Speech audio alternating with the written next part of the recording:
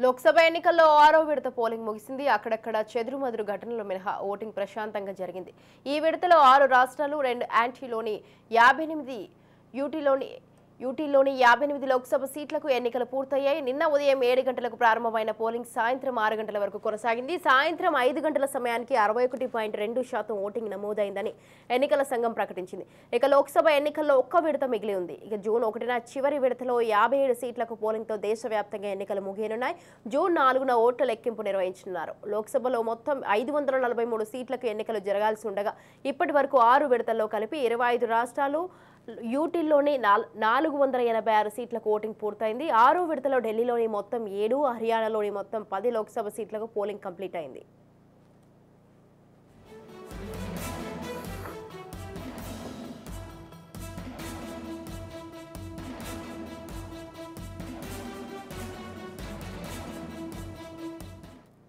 తెలుగు రాష్ట్రాల్లో బీజేపీకి ఎన్ని సీట్లు వస్తాయనే దానిపై రాజకీయ విశ్లేషకులు యోగేంద్ర యాదవ్ స్పష్టం చేశారు. గతంలో కంటే సీట్లు పెరుగుతాయని అంచనా వేశారు రాజకీయ విశ్లేషకులు యోగేంద్ర యాదవ్. దక్షిణాదిన బీజేపీకి 13 సీట్లు పెరిగే అవకాశం ఉందన్నారు ఆయన.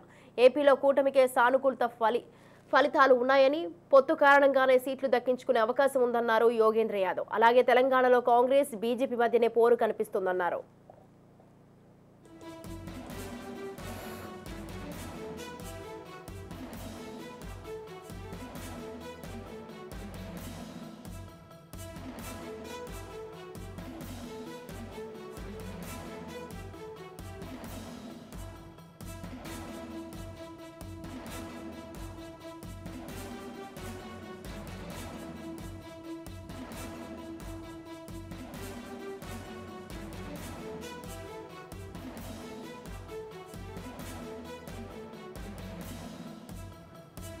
లోక్సభ ఎన్నికల్లో 6వ విడత పోలింగ్ ముగిసింది. అక్కడక్కడ చెదురుమదురు ఘటనలు మినహా ఓటింగ్ ప్రశాంతంగా జరిగింది.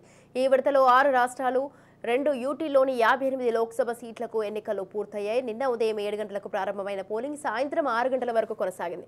సాయంత్రం 5 గంటల సమయానికి 61.2% ఓటింగ్ నమోదైందని ఎన్నికల సంఘం ప్రకటించింది. ఇక లోక్సభ ఎన్నికల్లో ఒక్క విడతే మిగిలి ఉంది. జూన్ 1న చివరి విడతలోని 57 సీట్లకు పోలింగ్తో దేశవ్యాప్తంగా ఎన్నికలు ముగియనున్నాయి. జూన్ 4న ఓట్ల లెక్కింపు నిర్వహించనున్నారు.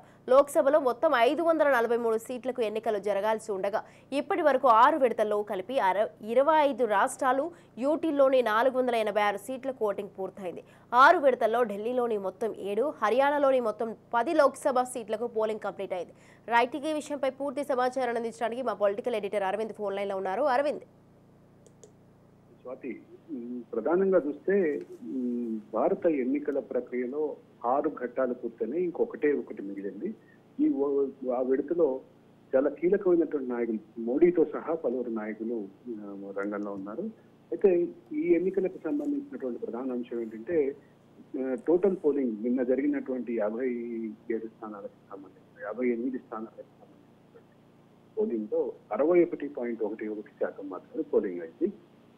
అందరూ ఊహించినట్టుగానే పశ్చిమ బెంగాల్లో 79% పోలింగ్ అయితే ఎక్కడ ఎటువంటి ఘర్షణలు అయితే నిన్న జరగలేదనేది కీలకం. అయితే ఇది ఇట్లా ఉంటే నిన్న యోగేంద్ర యాదవ్ ఇచ్చినటువంటి ప్రకటన మాత్రం దేశ రాజకీయాల్లో ఒక సంచలనంగా మారిందని చెప్పగలరు. యోగేంద్ర యాదవ్ సహజంగానే కాంగ్రెస్ అనుకూలుగా ముద్ర ఉన్నటువంటి సెఫాలజిస్ట్.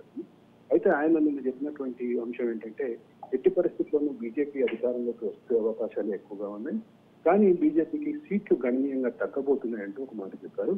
దాంతో పాటు బీజేపీకి దక్షిణ భారతదేశంలో ఈసారి సీట్లు పెరగబోతున్నాయంటూ చెప్పినటువంటి పరిస్థితి. అయితే దాంతోపాటు ఆంధ్రప్రదేశ్ లో బీజేపీ 6 స్థానాల్లో పోటీ చేస్తే 3 స్థానాల్లో గెలవబోతున్నట్టు కూడా చెప్పారు. ఇక తెలంగాణ విషయానికి వచ్చరికి అది గతంలో త్రిముఖ పోటీగా ఉన్నప్పటికీ ఇప్పుడు ద్విముఖ పోటీగా మారింది అని మనం చెప్తున్నాము. దాన్నే యోగేంద్ర యాదవ్ కూడా ధృవీకరించిన క్రమంలోనే తెలంగాణలో కూడా ఈ ఇద్దరి మధ్యనే కాంగ్రెస్ బీజేపీ మధ్య ప్రధాన పోటీ అంటూ కంక్లూడ్ చేశారు. Swathi. Right, thank you Aravind, thanks for the details.